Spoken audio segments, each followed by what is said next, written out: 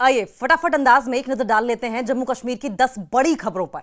कल होंगे जम्मू कश्मीर में राज्यसभा के चुनाव। राज्यसभा चुनाव को लेकर नेशनल कॉन्फ्रेंस ने व्हीप जारी किया है। व्हीप में अनुपस्थित या मतदान से दूरी बरतने पर चेतावनी दी गई है। सभी विधायकों के लिए 3 लाइन का व्हीप जारी किया गया है, जिसमें साफ तौर पर कहा गया है कि अनुपस्थित आप नहीं रहेंगे, वोटिंग से आप दूरी नहीं बनाएंगे और साथ साथ जो चुना हुआ जो प्रतिनिधि है, जिसको कैंडिडेट खड़ा किया गया है पार्टी की ओर से, उसी को मतदान देंगे।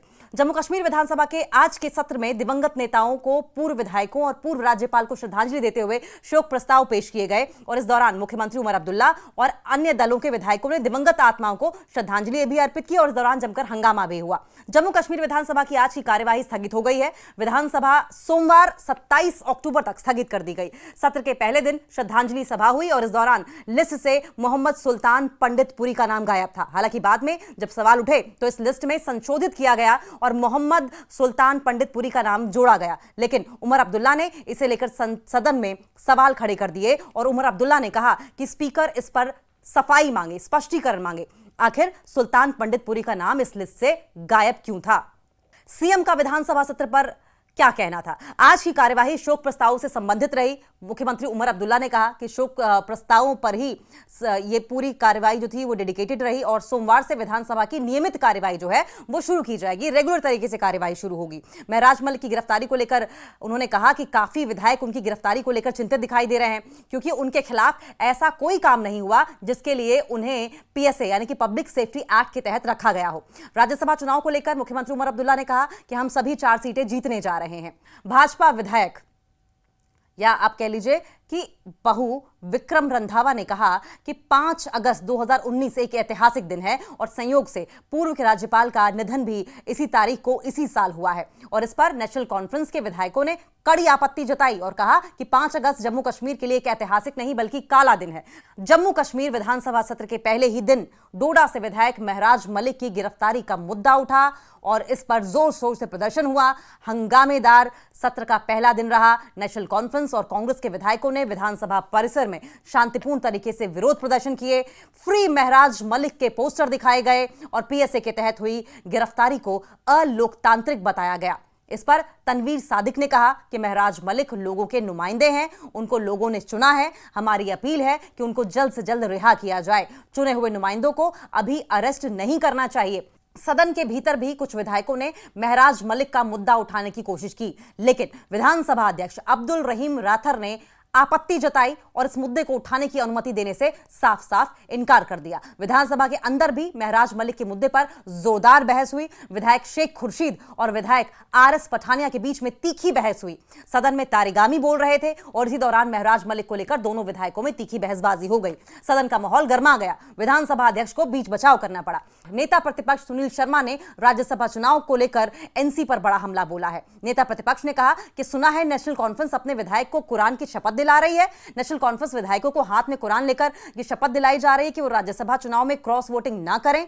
इससे अलावा उन्होंने विधानसभा के पहले दिन सदन में दिवंगत नेताओं को श्रद्धांजलि को लेकर भी नेशनल कॉन्फ्रेंस पर बड़े आरोप लगाए हैं। सुनील शर्मा ने कहा कि नेशनल कॉन्फ्रेंस ने श्रद्धांजलि का भी राजनीतिकरण कर दिया है। यह उसकी राजनीति करने का तरीका है, यह राजनीति करने की पॉलिसी है नेशनल कॉन्फ्रेंस की। नेशनल कॉन्फ्रेंस कहीं ना कहीं मन में डरी हुई है कि कहीं ऐसा ना हो कि क्रॉस वोटिंग हो जाए और नेशनल कॉन्फ्रेंस देखती ही रह जाए। नेता विपक्ष सुनील शर्मा के बयान पर नेशनल कॉन्फ्रेंस ने भी पलटवार किया। नेशनल कॉन्फ्रेंस के विधायक तनवीर सादिक ने सभी आरोपों को झूठा बताया। उन्होंने कहा कि कुरान हमारी पवित्र किताब है और ये सभी आरोप जो है वो गलत हैं।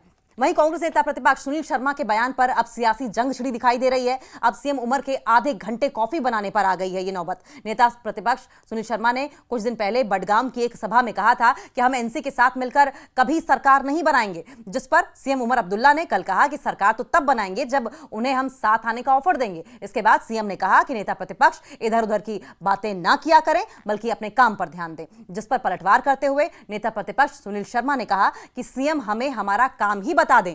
वो खुद तो कोई काम करते नहीं है क्योंकि आधे घंटे तक तो वो काफी बनाते रहते हैं और इसी पर ये जो सियासी घमासान था वो छिड़ा रहा। कांग्रेस से खटपट के बीच नेशनल कॉन्फ्रेंस अध्यक्ष फारूक अब्दुल्ला की ओर से बड़ा बयान दिया गया। कहा यह गया कि कांग्रेस हमारे साथ है, राज्यसभा चुनाव में हमारा समर्थन करेगी। वहीं राज्यसभा के लिए चुनाव न लड़ने पर फारूक अब्दुल्ला ने कहा कि संसद में बहुत वक्त बिता लिया, अब वहां जवान जाएंगे, मुझे घर संभालना है, घर आबाद तो सब आबाद। अब इस पर आगे डिप्टी सीएम सुरेंद्र चौधरी ने भी कांग्रेस एनसी गठबंधन पर कहा कि सब ठीक है, हम नजर से दूर हैं, हमें उम्मीद है कि जीत हमारी होगी। उधमपुर के कई स्थानों पर बड़ा तलाशी अभियान शुरू कर दिया गया है। एसओजी, बसंतगढ़, भारतीय सेना, सीआरपीएफ द्वारा तलाशी अभियान चलाया जा रहा है। बसंतगढ़ के 6 से ज्यादा स्थानों पर खोजबीन लगातार जारी है। अब एक और बड़ी अपडेट यह है कि कल मुख्यमंत्री उमर अब्दुल्ला ने प्रधानमंत्री नरेंद्र मोदी से अपील की है कि वे अपने मंत्रिमंडल के उन सहयोगियों के खिलाफ कार्रवाई करें जो कथित रूप से सांप्रदायिक बयानबाजी कर रहे हैं। उन्होंने केंद्रीय मंत्री गिरिराज सिंह के मुसलमानों के खिलाफ दिए गए विवादित बयान को दुर्भाग्यपूर्ण बताया और ऐसे बयानों पर सख्त कार्रवाई की मांग की। और खबर चल गई कि गिरिराज सिंह के बयान के साथ इस पर आपको बताएं कि बिहार में लगातार रिएक्शंस आ रहे हैं और इन रिएक्शंस पर अब काफी घमासान भी मचा हुआ है। वहीं एक और अपडेट यह है कि बड़गांव में होने जा रहे उपचुनाव से पहले बीजेपी ने आज एक सम्मेलन आयोजित किया जिसमें पार्टी के राष्ट्रीय महासचिव तरुण चुग समेत कई वरिष्ठ नेता भी शामिल हुए। तरुण चुग ने कहा कि बड़गाम के लोग इस धोखेबाज सरकार को मुंहतोड़ जवाब देंगे, जबकि जम्मू कश्मीर की 4 राज्यसभा सीटों की वोटिंग का काउंटडाउन शुरू हो चुका है और 4 सीटों के लिए कल ही मतदान होने हैं। लेकिन फिलहाल कांग्रेस और नेशनल कॉन्फ्रेंस के बीच खटपट साफ देखी जा रही है। कल फारूक अब्दुल्ला ने कांग्रेस विधायकों को एनसी विधायक दल की बैठक में बुलाया था, लेकिन कांग्रेस के विधायक एनसी की बैठक में नहीं गए। कांग्रेस विधायकों की अलग बैठक हुई जिसमें विधायकों ने आला कमान के नाम पार्टी के यूटी अध्यक्ष को लिखित स्टेटमेंट दिया और आज शाम कांग्रेस के विधायकों की फिर से बैठक होगी जिसमें आगे की रणनीति तैयार की जाएगी। वहीं एक और बड़ी अपडेट यह आ रही है कि कांग्रेस विधायक इफ्तिखार चौधरी ने कहा है कि गठबंधन आपसी सम्मान और समझ पर आधारित होना चाहिए। उन्होंने बताया कि कांग्रेस ने राज्यसभा चुनाव के लिए एक सुरक्षित सीट की मांग की थी, लेकिन नेशनल कॉन्फ्रेंस की ओर से इनकार किए जाने के बाद कांग्रेस ने राज्यसभा चुनाव नहीं लड़ने का निर्णय लिया। इफ्तिखार चौधरी ने कहा कि कांग्रेस ने नगरोटा सीट एनसी को सिर्फ बीजेपी को रोकने के उद्देश्य से दी थी ताकि गठबंधन के हितों की रक्षा हो सके।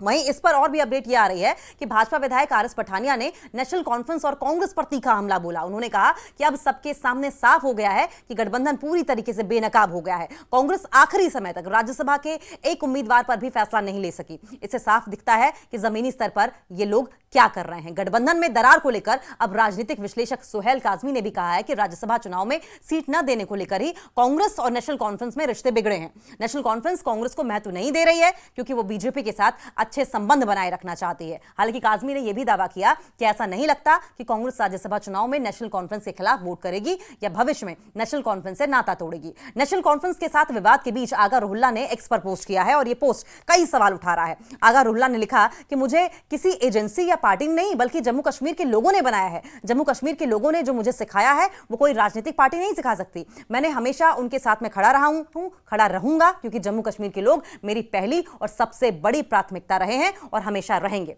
जम्मू कश्मीर में अगली अपडेट यह है कि रोहिंग्याओं पर पुलिस का एक्शन जारी है। पानी और बिजली बंद करने के बाद अब अवैध रूप से कब्जाई जमीन को खाली करने के आदेश दिए गए हैं। पुलिस ने जमीन खाली करने के लिए शाम 5 बजे तक का वक्त दिया है, जिसके बाद रोहिंग्याओं ने जम्मू के चन्नी रामा इलाके में अपने घरों को गिराना शुरू कर दिया। इससे पहले बहू के तहसीलदार ने पानी और बिजली बंद करने के भी आदेश दिए। अगली खबर, पीडीपी विधायक वहीदुर रहमान परा का बयान सामने आया। पीडीपी विधायक वहीदुर रहमान परा ने कहा कि पार्टी अपने प्रस्तावित बिलों को लेकर विधानसभा में अपनी आवाज बुलंद करेगी। विधानसभा में भूमि अधिकार बिल स्वीकार होने पर ही राज्यसभा चुनाव में नेशनल कॉन्फ्रेंस के उम्मीदवार को वोट दिए जाएंगे। बिल स्वीकार हुआ तो ठीक है, नहीं स्वीकार हुआ तो वोट नहीं देंगे।